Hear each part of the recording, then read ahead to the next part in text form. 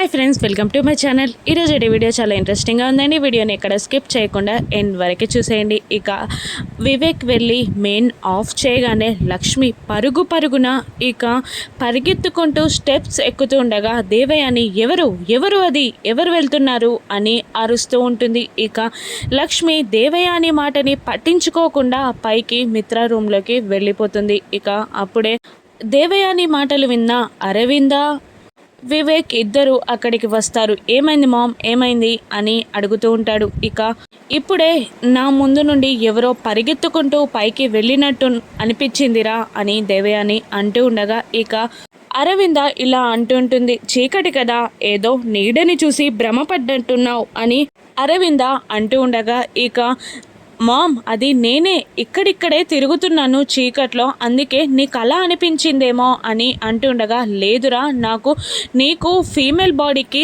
తేడా తెలియదంటావా, ఎవరో ఆడ మనిషి పైకి వెళ్ళినట్టు నాకు అనిపించింది అని అంటూ ఉంటుంది దేవయాని. ఇక ఆ మాటలకి మనిష డిస్టర్బ్ అయి రూమ్లో నుంచి బయటికి వచ్చి ఏంటంటే కరెంటు పోయింది, రూమ్లో ఏసీ లేదు, అసలే చిరాగ్గా ఉందంటే మీ మాటలు ఇంకా చిరాగ్గా తెప్పిస్తున్నాయి, అసలేంటి మ్యాటర్ అని అడుగుతుండగా నా ముందు నుండి ఎవరో ఆడ మనిషి పైకి వెళ్ళినట్టు అనిపించింది అని దేవయాని మనీషకి చెప్తూ ఉండగా చీకటి కదా ఆంటీ, మీరు భ్రమపడ్డట్టున్నారు అని మనీష కూడా దేవయాని మాటని కొట్టిపడేస్తుండగా వీళ్ళిద్దరూ అదే మాట అంటున్నారు, కానీ నాకు మాత్రం నమ్మబుద్ధి కావట్లేదు అని దేవయాని అంటూ ఉంటుంది. ఇక అవును ఆంటీ, చుట్టుపక్కల అందరికీ పవర్ ఉంది, మనకు మాత్రమే లేదు, ఎందుకలా అని అనుకుంటూ ఉంటారు వాళ్ళందరూ. ఇక వివేక్ చాలా టెన్షన్ పడుతూ ఉంటాడు. అమ్మో, లక్ష్మీ వదిన ఎక్కడ దొరికిపోతుందో, పవర్ ఆన్ చేయొద్దు వీళ్ళిప్పుడు అని అనుకుంటూ ఉన్నా కూడా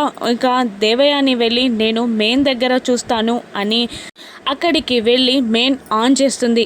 ఎవరో మెయిన్ ఆఫ్ చేశారేంటి అని అనుకుంటూ లోపలికి వస్తుంది. ఇక పవర్ రాగానే మనిష అమ్మయ్య గుడ్ నైట్ ఆంటీ అని లోపలికి వెళ్ళిపోతుంది.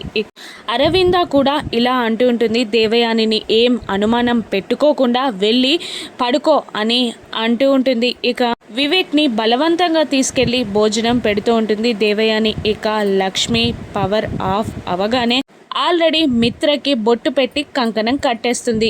ఇక పవర్ రాగానే పక్కన దాక్కుంటుంది లక్ష్మి.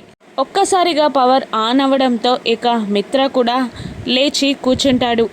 లక్ష్మి పెట్టిన కుంకుమ మిత్ర కళ్ళలో పడుతూ ఉండగా కళ్ళని తుడుచుకుంటూ తన నుదుటి మీద బొట్టుని చూసుకొని ఈ టైంలో నాకు బొట్టు ఎవరు పెట్టారు అని అనుకుంటూ ఉండగా చేతికున్న కంకణం కనబడుతుంది. ఈ టైంలో నాకు కంకణం ఎవరు కట్టారు అని మిత్ర ఆ కంకణాన్ని పట్టుకొని చూస్తూ ఉండగా పక్క నుండి లక్ష్మి అమ్మో, ఆ కంకణాన్ని విప్పేస్తారా ఏంటి, ఇప్పుడు కంకణం విప్పేస్తే దీక్ష మొత్తం విఫలమైపోతుంది అని లక్ష్మి టెన్షన్ పడుతూ ఉంటుంది. ఇక మిత్ర మాత్రం అమ్మ కట్టిందేమో అని అనుకుంటూ వాటర్ తాగి పడుకుంటాడు. ఇక పక్కనున్న లక్కీని మళ్ళీ మిత్ర వాటేసుకొని మరీ పడుకుంటాడు. ఇక లక్కీని వాటేసుకొని పడుకున్న మిత్రని లక్ష్మి చూస్తుంది. పక్కన పాప ఉందని లక్ష్మికి అర్థమవుతుంది, కానీ లక్కీ ఫేస్ మాత్రం లక్ష్మికి కనిపించదు. ఈ పాప ఎవరు, మిత్ర పక్కన ఎందుకు పడుకుంది, మనీషాకి మిత్ర గారికి ఇంకా పెళ్ళవలేదు కదా, మరి ఈ పాప ఎవరు అని లక్ష్మి ఆలోచిస్తూ ఉంటుంది. మరోవైపు దేవయాని వివేక్కి భోజనం వడ్డించేస్తుంది. ఇక నువ్వు తింటూ ఉండరా, ఇప్పుడే వస్తాను అని మళ్ళీ 4 అడుగులు వేయగానే మనీష బయటికి వచ్చి ఏంటంటే ఏం ఆలోచిస్తున్నారు అని అడుగుతూ ఉండగా లేదు, నాకు పై రూమ్లలో ఒక్కసారి చెక్ చేసి వచ్చే వరకు మనశ్శాంతిగా ఉండదు అని అంటుంటే మనీష అనవసరంగా మీరు టెన్షన్ పడుతున్నారు, ఈ టైంలో మన ఇంటికి ఎవరు వస్తారు అని మనీష అంటున్నా కూడా మనీష మాటని పట్టించుకోకుండా ఇక దేవయాని పైకి వెళ్తూ ఉంటుంది. ఇక వివేక్ టెన్షన్ పడుతూ ఉంటాడు. అమ్మో, ఇప్పుడు వదిన అమ్మకి దొరికిపోతుందా, ఈ టైంలో కిందికి వస్తే వీళ్ళందరూ చూసేస్తారు, వదిన తప్పించుకుంటుందా అని వివేక్ టెన్షన్ పడుతూ ఉంటాడు. ఇక దేవయాని పైకి రాకముందే లక్ష్మి ఆ రూమ్లో నుండి బయటికి వస్తూ కిందికి దిగబోతూ ఉండగా దేవయాని కనబడుతుంది లక్ష్మికి. ఇక దేవయానిని చూసిన లక్ష్మి మరో రూమ్లో దాక్కుంటుంది. ఇక దేవయాని మిత్ర రూమ్లోకి వెళ్ళగానే ఇక లక్ష్మి వేరే డోర్ నుండి కిందికి వచ్చేస్తుంది. ఇక పైన దేవయాని అన్ని రూమ్లు చెక్ చేసుకొని కిందికి దిగి వచ్చేస్తూ ఉంటుంది. ఇక కిందికి దిగి వస్తున్న దేవయానిని వివేక్ చూసి, అమ్మ ఇంత ప్రశాంతంగా వస్తుందంటే వదిన కనబడలేదన్నమాట. మరి వదినెక్కడా, ఏమైంది అని వివేక్ బయటికి చూడగానే ఆ పాటికే లక్ష్మి బయటికి వచ్చేస్తుంది. అమ్మయ్య, వదిన బయటికి వెళ్ళిపోయిందన్నమాట అని వివేక్ సంతోషపడుతూ ఉంటాడు. ఇక మనీష దేవయానిని, ఏమైందంటే ఎవరో దొంగలో ఎవరో వచ్చారన్నారు కదా, ఎవరైనా కనబడ్డారా అని అడుగుతూ ఉండగా, నా భ్రమ అనుకుంటా అని దేవయాని కూడా అంటూ ఉంటుంది. ఇక అరవింద కూడా, ఏం టెన్షన్ పడకుండా వెళ్ళి పడుకో అని అంటూ ఎక్కడి వాళ్ళు అక్కడ గుడ్ నైట్ చెప్పి పడుకోగానే ఇక మళ్ళీ దేవయాని వివేక్ దగ్గరికి వస్తుంది. ఏంట్రా ఇంకా కలుపుతూనే ఉన్నావా అని అడుగుతుండగా, నువ్వు కదా వస్తావని ఇక కలిసి భోజనం చేద్దామని చూస్తున్నానమ్మా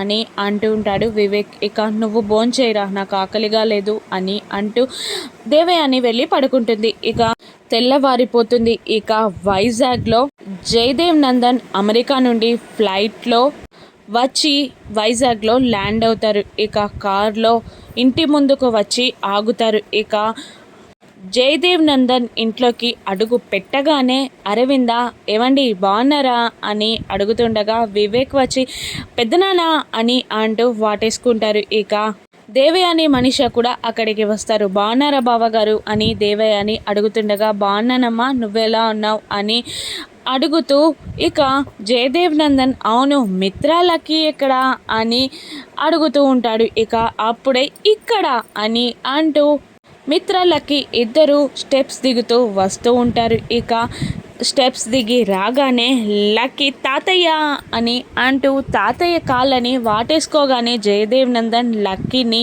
ఎత్తుకొని గిర్రగిర్ర తిప్పుతూ ఉంటారు. ఇక ఏంటి తాతయ్య ఇది, ఈ మనవరాల్ని మర్చిపోయావా అమెరికా వెళ్ళిపోయాక అని లక్కీ అంటూ ఉండగా, అసలు మనవరాలు మర్చిపోయే ఛాన్స్ ఉంటుందా అమ్మా అని జయదేవ్ నందన్ అంటూ ఉంటాడు. మరి ఇన్ని రోజులు ఎందుకు రాలేదు, ఇన్ని రోజులు అక్కడే ఉండిపోయావు కదా అని లక్కీ అడుగుతూ ఉండగా, ఇప్పటికీ కూడా నీ పేరు చెప్పి వచ్చేసాను, వాళ్ళు ఇంకా కూడా ఉండమన్నారు. అమ్మో, ఇప్పుడు వెళ్ళకపోతే నా మనవరాలు నన్ను చంపేస్తుందని నీ పేరు చెప్పి నేను ఇక్కడికి వచ్చానమ్మా అని జయదేవ్ నందన్ అంటూ ఉండగా లక్కీ ఉప్పొంగిపోతూ, నా పేరు కూడా అక్కడ భయపడే వాళ్ళు ఉన్నారా అని అడుగుతూ ఉంటుంది. పక్క నుండి అరవింద, బాగానే ఉన్నారండి తాతయ్య మనవరాళ్ళు, మీరు దాని పేరు చెప్పడం అది ఉప్పొంగిపోవడం అని అంటూ ఉంటుంది అరవింద. ఇక అందరూ కూర్చుంటారు.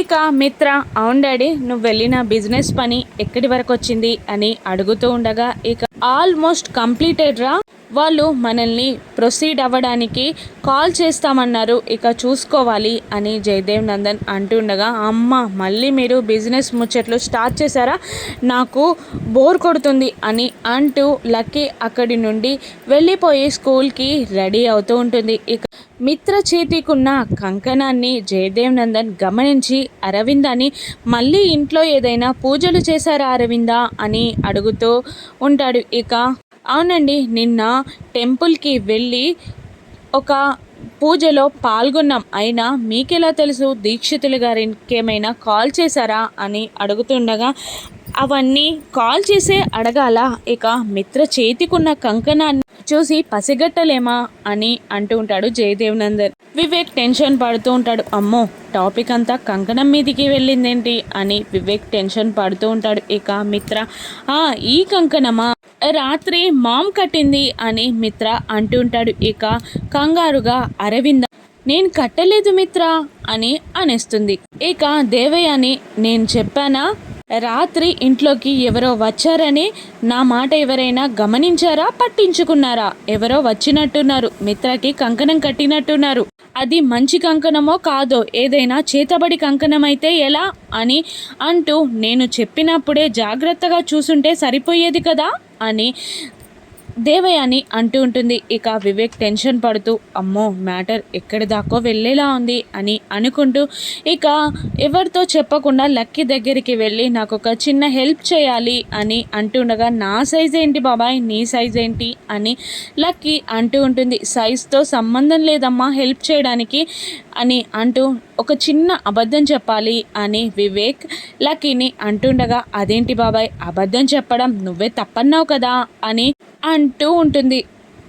ఒక మ్యాటర్ చెప్పు, అబద్ధం చెప్పడం తప్పా ఒప్పా అని లక్కీ అడుగుతుండగా, ఆల్మోస్ట్ అబద్ధాలు చెప్పడం తప్పే, కానీ అవసరం ఉన్నప్పుడు అబద్ధం మంచి చేస్తుందని తెలిసినప్పుడు అబద్ధాలు చెప్పడం తప్పు కాదు అని వివేక్ అంటుంటాడు. ఏంటో చెప్పు అని లక్కీ అడుగుతుండగా, డాడీ చేతికి కంకణం ఉంది కదా, అది నువ్వే కట్టానని చెప్పాలి అని అంటూ ఉంటాడు వివేక్. ఎందుకలా అని అడుగుతూ ఉండగా, నేను చెప్తాను కదా తల్లి, ఇప్పుడైతే అదే మ్యాటర్ చెప్పు అని వివేక్ అంటూ ఉండగా, సరే అని అంటుంది లక్కీ. సరే కానీ ఆ కంకణం నీకెక్కడిది అంటే నువ్వేం చెప్తావు అని వివేక్ అడుగుతూ ఉండగా, నేను మేనేజ్ చేస్తాను కదా, నువ్వు ముందు వెళ్ళు, కాసేపు అయ్యాక నేను వస్తాను అని లక్కీ అంటూ ఉంటుంది. సరే అని అంటూ మళ్ళీ వివేక్ వచ్చి అక్కడ కూర్చుంటాడు. ఇక హాల్లో ఆ కంకణం గుచ్చి రచ్చ రచ్చ అవుతూ ఉంటుంది. ఇక ఎవరు కట్టారు, ఎవరికి అవసరం ఉంది అని అందరూ అనుకుంటూ ఉండగా, ఇక మిత్ర మాత్రం ఇలా అంటుంటాడు, ఎవరైనా దొంగ విధవ వస్తే ఏదైనా ఎత్తుకెళ్తాడు కానీ కంకణం కట్టి కాళ్ళకి గజ్జలు పెడతాడా పిన్ని అని అంటూ ఉంటాడు మిత్ర. ఇక మరి ఆ కంకణం కట్టాల్సిన అవసరం ఎవరికుంది మిత్ర అని దేవయాని అరుస్తూ ఉండగా, ఇక నాకుంది అని లక్కీ అంటూ వస్తూ ఉంటుంది. ఇక లక్కీ వచ్చి మిత్ర పక్కన కూర్చొని ఆ కంకణం నేనే కట్టాను అని అంటూ ఉండగా, మిత్ర నేను పడుకోకముందే నువ్వు పడుకున్నావు కదా తల్లి అని అడుగుతూ ఉండగా, పడుకున్నాను డాడీ, కానీ మళ్ళీ గుర్తొచ్చి లేచి నువ్వు పడుకున్నప్పుడు బొట్టు పెట్టి కంకణం కట్టాను అని అంటూ ఉంటుంది లక్కీ. అవునా అని మిత్ర ఉప్పొంగిపోతూ ఉండగా, మనిష ఆ కంకణం నీకెక్కడిది అని అడుగుతూ ఉంటుంది. ఇక ఆ కంకణం జున్నుకి వాళ్ళు అమ్మిచ్చిందంట, కంకణం కడితే మంచిదంట, అందుకే నేను తీసుకొని డాడీకి కట్టాను అని అంటూ ఉంటుంది లక్కీ.